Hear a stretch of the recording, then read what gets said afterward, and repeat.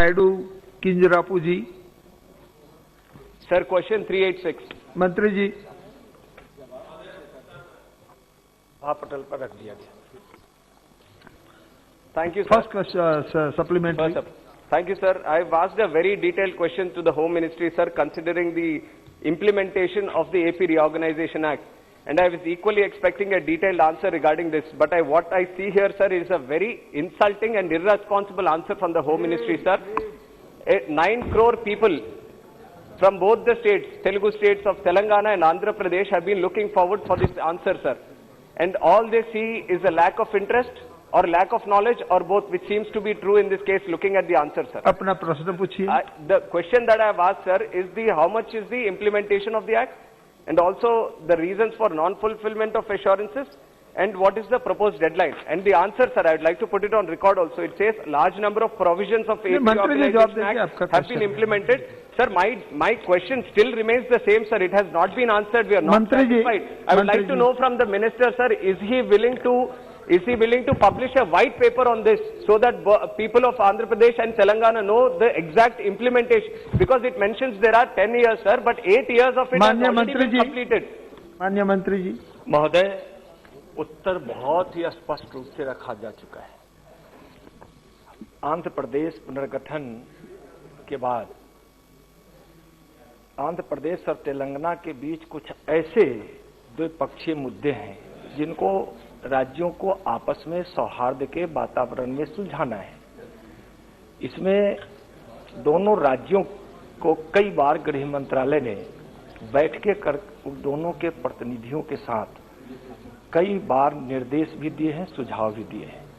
ऐसे मैं इनको स्पष्ट रूप से यह कहना चाह रहा हूं कि आंध्र प्रदेश पुनर्गठन 2014 के बाद जितने भी इसमें प्रावधान किए गए थे, 2014 में आंध्र प्रदेश और तेलंगाना राज्यों के बीच समग्र विकास के लिए कई प्रोविजन भी अलग अलग सर प्रोविजन इसमें किए गए हैं, और एक नहीं है, बहुत सारे प्रोविजन हैं जो उस दोनों राज्यों को तय करना है।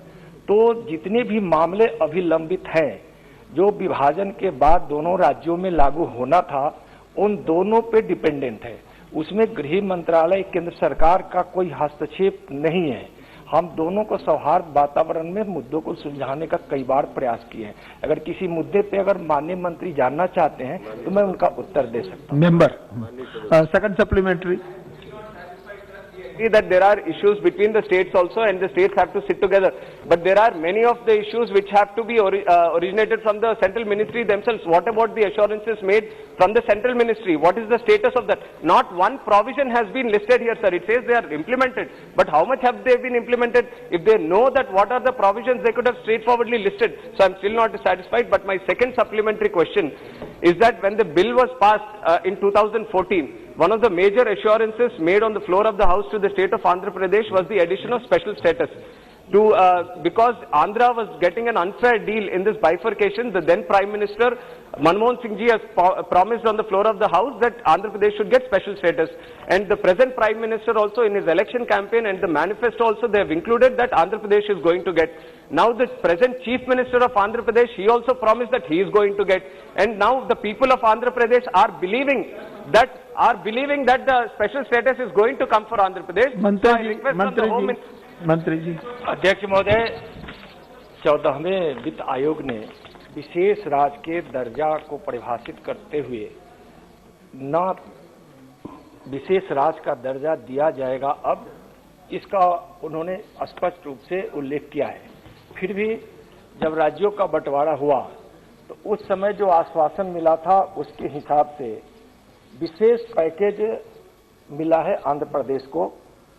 वित्त मंत्रालय की विशेष विकास पैकेज के तहत 2014-15, 15-16, 16-17 और 19-20 के दौरान रायलसीमा और उत्तर तटीय क्षेत्र के विकासात्मक गतिविधियों के लिए आंध्र प्रदेश के 7 पिछड़े जिलों के लिए प्रत्येक जिलों को 50 करोड़ प्रतिवर्ष के हिसाब से आंध्र प्रदेश को 1400 करोड़ की राशि दी। नहीं, एक सर, उसमें विशेष दर्जा की बात नहीं, विशेष पैकेज उसको जरूर दिया गया है उसके विकास के लिए। 14वें वित्तीय आयोग ने 2015 और 20 की अवधि के लिए 22,113 करोड़ रुपयों की अनुशंसा की थी।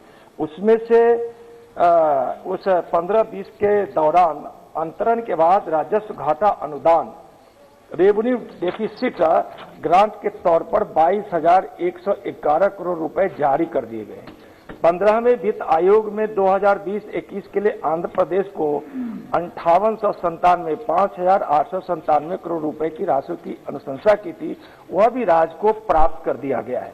उसके अलावा जितने भी उनकी जो विशेष बातें हैं, कई उलझने उसमें हैं जो कहीं न कहीं किसी प्रकार से उसमें हम लोगों को राज्य को ही सलटाना है, और इसके लिए जितनी बैठकें हुई हैं 32 मामले ऐसे थे अध्यक्ष महोदय, जिसके लिए आंध्र प्रदेश ने अपनी बातों की अपनी मुद्दों की एक सूची गृह मंत्रालय को भेजा जरूर था, और चूंकि वह विषय तेलंगाना और राज्य आंध्र प्रदेश के बीच है, वह 32 कार्यों की सूची, उन 32 मुद्दों की सूची गृह मंत्रालय ने तेलंगाना राज्य को भेज दिया है। ठीक है, धन्यवाद। ताकि उसके प्रकृति के अनुसार उसके मंतव्य उस पे आए, लेकिन तेलंगाना के द्वारा अभी तक कोई धन्यवाद जी उत्तर नहीं मिला है।